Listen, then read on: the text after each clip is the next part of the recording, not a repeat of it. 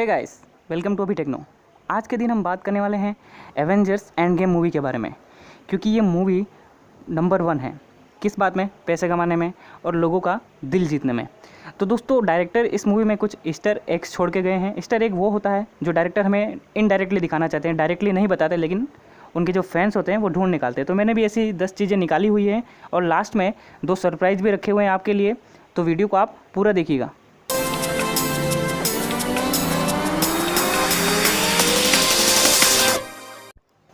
दोस्तों, आपको याद हो तो कैप्टन अमेरिका जब टाइम मशीन में जाने वाला होता है तब बकी उसे बोलता है कि वो उसे मिस करेगा, लेकिन वहाँ पर हमको पता होता है कि कैप्टन अमेरिका सिर्फ 5 या 10 सेकंड में वापस आ जाएंगे।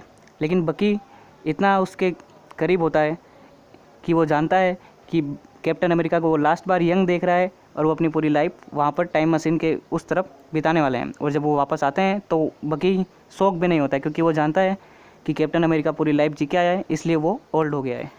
दोस्तों, एंड गेम में जब तीनों यानी कि कैप्टन अमेरिका, आयरन मैन और थोर जब थैनोस से लड़ रहे होते हैं, तब मैंने एक और डिटेल नोटिस की, जहाँ पर जब कैप्टन अमेरिका के पास वो हथौड़ा होता है थोर का, जिसका नाम मजूनिर है, वो जब उठाकर थैनोस को मार रहे होते हैं, तब थैनोस उस हथौड़े को नहीं उठाता बल्कि कैप्टन अमेरिका की हथेली पकड़ लेता है। क्योंकि आपको पता होगा कि हथौड़े को उठाने के लिए इंसान वर्दी होना चाहिए, दिल से सच्चा होना चाहिए, जो थैनोस नहीं था। इसलिए वो हथौड़ा नहीं उठाता बल्कि कैप्टन अमेरिका का हाथ ही पकड़ के हथौड़े का यूज़ करता है। दोस्तों, एक और चीज़ है जो शायद आपने मिस कर दी होगी लास्ट फाइट में एवेंजर्स एंड गेम की। तो यहाँ पर होता क्या है कि जब थैनोस हमला करवाता है रॉकेट शिप से, तब एंट मैन अपनी साइज़ एकदम छोटी कर लेता है, क्योंकि डैमेज से उसे बचना होता है। तो ये भी आपने शायद मिस कर दिया होगा, क्योंकि ये बहुत फास्ट हो रहा था। दोस्तों, एक और डिटेल है जो हम सब ने गलत तरीके से परस्यू की थी। यहाँ पर होता क्या है कि टोनी स्टार्क उसकी एक फ़ोटो फ्रेम देख रहा होता है स्पाइडरमैन के साथ, जो उसने पहले फ़ोटो खिंचवाई थी, और उसमें स्पाइडरमैन ने उसकी जो डिप्लोमा की सर्टिफिकेट कह दूँ, डिग्री कह दूँ, वो उसने इन्वर्टेड पकड़ी होती है। तो यहाँ से उन्हें इंस्पिरेशन आती है टाइम मशीन बनाने की। और हमें सबको लगा था, जब पहली बार हम मूवी देखे थे, तब हम सबको ये लगा था कि इमोशनल अटैचमेंट के कारण उन्होंने, आयरन मैन ने, ये टाइम मशीन बनाई है। लेकिन ऐसा नहीं होता है।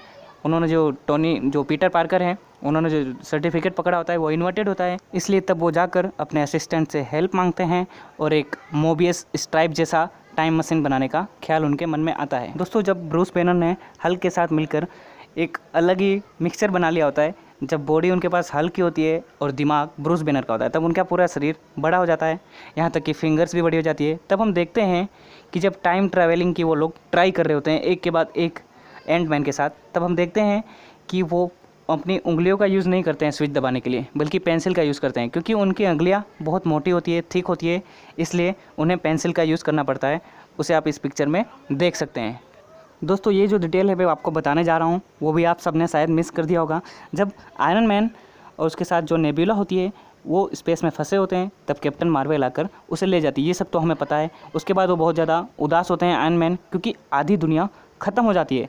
तब जब वो एक मीटिंग कर रहे होते हैं कैप्टन अमेरिका और वो सब, तब आप देखेंगे कि वो बहुत ज़्यादा गुस्सा हो जाते हैं और उनकी चेस्ट में जो आर्क लगा होता है वो भी निकाल कर कैप्टन अमेरिका को दे देते हैं और कहते हैं दुनिया बचा लो। और जब ये आर्क निकाल रहे होते हैं, तब उनकी छाती पे आप एक निशान देखेंगे जो आपने मिस ही किया होगा मूवी में, क्योंकि बहुत ही माइन्यूट है। इसे आप झूम करके देखेंगे तो देखेंगे कि ये जो पुराना आर्क था कैप्टन अमेरिका नहीं, सॉरी, आयरन मैन का, ये उससे मैच होता है, क्योंकि दाग पड़ जाता है ना, तो ये उसका दाग है, उसकी निशानी है ये।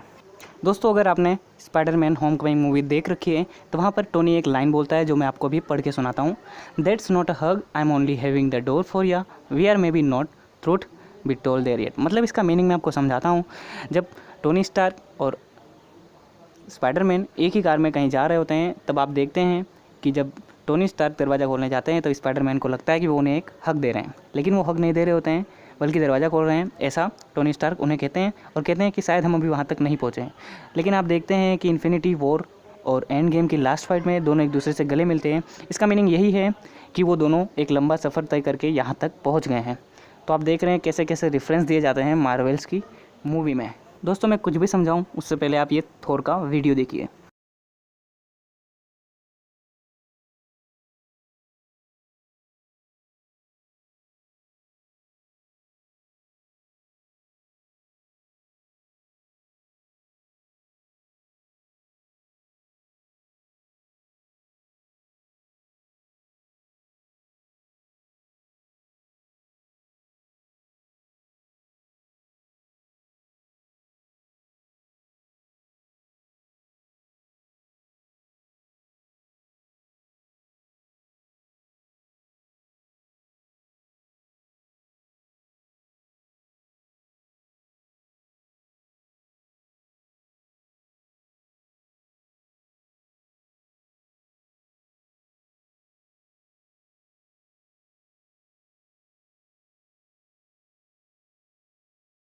दोस्तों आपने देखा कि थोर जब आता है हथौड़ा लेके तो वो सीधा छाती पे हमला करता है, सिर पर नहीं, और थेनोस उसे कहता है कि तुम्हें मेरे सिर के लिए जाना चाहिए था। लेकिन जब इन एंड गेम में हम देखते हैं कि थोर जब पहली बार शुरुआती 20 मिनट में जब वो थेनोस को मारने जाते हैं तो सीधा गला उड़ा देता है। और लास्ट फाइट में भी जब हेल्प नहीं पहुंचती है, जब कैप्टन अमेरिका कहता है एवेंजर्स असेंबल, उससे पहले ही जब तीनों लड़ने जाते हैं थेनोस के खिलाफ, तब हम देखते हैं कि थोर जो पहला हमला करता है वो सीधा गले पे करता है, लेकिन थेनोस उससे बच जाता है। इसलिए मैं आपको यही बताना चाह रहा हूँ इसे कि थोर समझ गया होता है कि सीधा उसे अब गले पर ही हमला करना है। दोस्तों रेड स्कल एक लाइन बोलता है सोल स्टोन के बारे में, जो मैं आपको पढ़ के सुनाता हूँ पहले, फिर समझा दूंगा। उसकी लाइन होती है, the soul stone exacts a terrible price to ensure that whoever possesses it understands its power. The stone demands a sacrifice. In order to take the stone you must be lose that which you love, a soul for a soul. अब इसका meaning मैं आपको समझाता हूँ कि जो भी soul stone पाना चाहता है उसे इसकी पावर समझनी होगी, और पावर समझने के लिए एक कुर्बानी देनी होगी, सेक्रीफाइस देना होगा, जिससे वो प्यार करता है। मतलब उसे एक मारना पड़ेगा किसी ना किसी को जिसे वो प्यार करता है। तो अब देखते हैं कि थेनस गमोरा को लेके जाता है सोल स्टोन वाली प्लेस पर।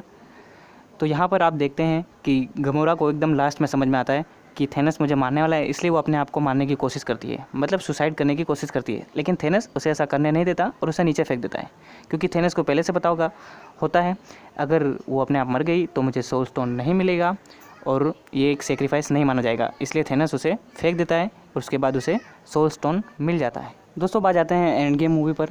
यहाँ पर सेम ग्रह है वॉरमेर, और यहाँ पर जाते हैं क्लिंट और नताशा उसी सोल स्टोन को पाने के लिए।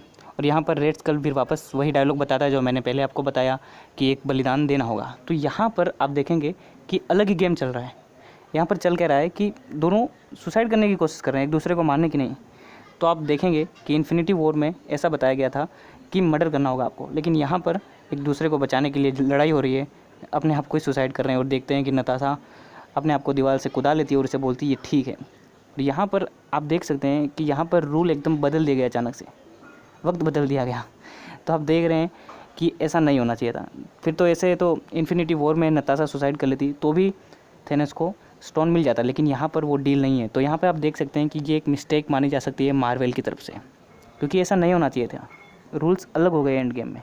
तो दोस्तों अब बारी आ गई उन दोनों सरप्राइज़ की, लेकिन सरप्राइज़ देने से पहले मैं आपको बता दूं, अगर आपको अभी तक के ईस्टर एग्स अच्छे लगे तो सब्सक्राइब कर दीजिए प्लीज़। इसमें 4 सेकंड से 6 सेकंड लगते हैं और बेल आइकन भी दबा दीजिएगा। तो चलते हैं हम अपने सरप्राइज़ की तरफ। तो दोस्तों ये सीन होता है एंड गेम की एकदम टोटल फाइनल एंडिंग का, जहाँ पर आयरन मैन अपनी शक्तियों का, अपनी टेक्नोलॉजी का यूज़ करके 6 के 6 स्टोन अपने गॉन्टलेट में रख लेता है। अब यहाँ पर आप देखेंगे कि उन्हें टोनी स्टार्क को कुछ सेकंड लगते हैं, 15, जी हाँ गिने हुए हैं, 15 सेकंड लगते हैं उन्हें उस शक्तियों को सहन करने में। बहुत सारी शक्तियाँ होती है ना उस गॉन्टलेट में। और उसके बाद 9 सेकंड लगते हैं उन्हें अपना डायलॉग डिलीवर करने में, जो बहुत ज़्यादा फेमस हो गया है, and I am Iron man. तो यहाँ पर आप देखेंगे कि टोटल हो गए 24 सेकंड जो उन्हें लगे स्टोन लेने से, स्टोन रख कर स्नैप करने में, चुटकी बजाने में। तो आप देखेंगे कि थेनस के पास बहुत सारा टाइम था, वो दौड़ कर देखेंगे आप कितने पास में वो दोनों, एकदम लगभग 10 फीट की भी दूरी नहीं है, और उनके थेनस के पैर भी बहुत बड़े हैं। तो आपको नहीं लगता कि 24 सेकंड बहुत बड़ा टाइम होता है? थेनस को दौड़ कर जाना चाहिए था, एक पंच देना चाहिए था और वापस सारे स्टोन ले लेने चाहिए थे, क्योंकि उसने बहुत मेहनत की थी, पिन पार्टिकल बनाए और भी बहुत सारे काम किए। तो इसके लिए भी मेरे पास 3 थियरी है दोस्तों। तो आप देखिए दोस्तों, पहली थियरी ये है कि जो टोनी स्टार्क की टेक्नोलॉजी है बहुत ज़्यादा एडवांस लेवल की थी, और थेनस शायद उसे पंच तो मार लेता लेकिन वो स्टोन उसके हाथों से नहीं निकलवा पाता। दोस्तों दूसरी थ्योरी ये है कि अगर आपने इन्फिनिटी वॉर देखी है तो थेनस तो 1-2 स्टोन के साथ भी इतना ज़्यादा पावरफुल था कि वो किसी को भी ख़त्म कर देता था। तो टोनी स्टार्क के पास 6 स्टोन थे उस टाइम पर, और वो पूरे यूनिवर्स का सबसे ताकतवर इंसान था उन 24 सेकंड के लिए। इसलिए शायद थेनस उसके पास आता तो कुछ भी करके वो हटा देता, कोई भी स्टोन का यूज़ करके थेनस को फेंक देता दूर। इसलिए शायद थेनस ने ट्राई ना किया हो। दोस्तों ये है मेरी लास्ट थियरी जो रेफरेंस है इन्फिनिटी वॉर से। आप इन्फिनिटी वॉर में पहला सीन देखेंगे जब वहाँ पर वो मोनोलॉग मारता है। ऑफ कोर्स वो देवता है मोनोलॉग का, बहुत सारे मोनोलॉग मारता है। मोनोलॉग का मीनिंग ये होता है कि बहुत अच्छा डायलॉग जो सच्चाई दिखाता है एक। तो थेनस ने ऐसे बहुत सारे डायलॉग मारे, उनमें से एक ये होता है, सबसे पहला ही होता है, I know how it like to lose, to feel so desperate that you are right, yet to fail nonetheless, it's frightening turns the leg to jelly. यहाँ पर एक पॉइंट बताऊँगा, turns the leg to jelly मतलब आपके पैर जम जाते हैं, आप देखते हैं अपने आप को हारता हुआ तब। अब आ जाते हैं एंड गेम पर। तो यहाँ पर आयरन मैन को लगते हैं 24 सेकंड और वो दोनों एक दूसरे से बहुत पास होते हैं। आपने देखा होगा डिस्टेंस 10 फीट से भी कम थी। तो यहाँ पर आप देखेंगे कि थेनस क्यों नहीं चल पाता उसके पास, क्योंकि वो देख रहा होता है अपने आप को हारते हुए और उसे पता होता है कि मैं जीत नहीं पाऊँगा, इसलिए वो शायद रुक जाता है और चल नहीं पाता, हिल नहीं पाता वहाँ से, और वो उसके ऊपर अटैक करने के लिए नहीं जाता। जैसा मैंने पहले बताया, पंच मार के स्टोन ले लेना। तो यही मेरी थियरी है लास्ट वाली। दोस्तों दूसरा सरप्राइज़ ये है कि मेरे पास अभी भी बहुत सारे ईस्टर एग्स हैं एंड गेम और इन्फिनिटी वॉर के। जैसे कि एक एग्जांपल के लिए मैं आपको बताता हूँ, होकाई वाला एंड गेम का पहला ये सीन देखिए। यहाँ पर जब होकाई नीचे झुकता है तो उसके पैर में आप ये बैंड देखेंगे। इसका मीनिंग ये होता है कि वो एक हाउस अरेस्ट में है और अपने घर से ज़्यादा दूर तक नहीं जा सकता है। तो ऐसे ही बहुत सारे ईस्टर एग्स हैं एंड गेम और इन्फिनिटी वॉर में। अगर आपको और चाहिए तो चैनल को सब्सक्राइब कीजिए, वीडियो को लाइक कीजिए और कमेंट में मुझे बताइए कि आपको अभी और चाहिए। मैं दोस्तों लाइक देखूंगा कितनी है, उसके हिसाब से नया वीडियो बनाऊंगा ईस्टर एग्स का। तो हाँ, अपने दोस्तों के साथ शेयर कीजिएगा और हाँ, थैंक्स फॉर वॉचिंग।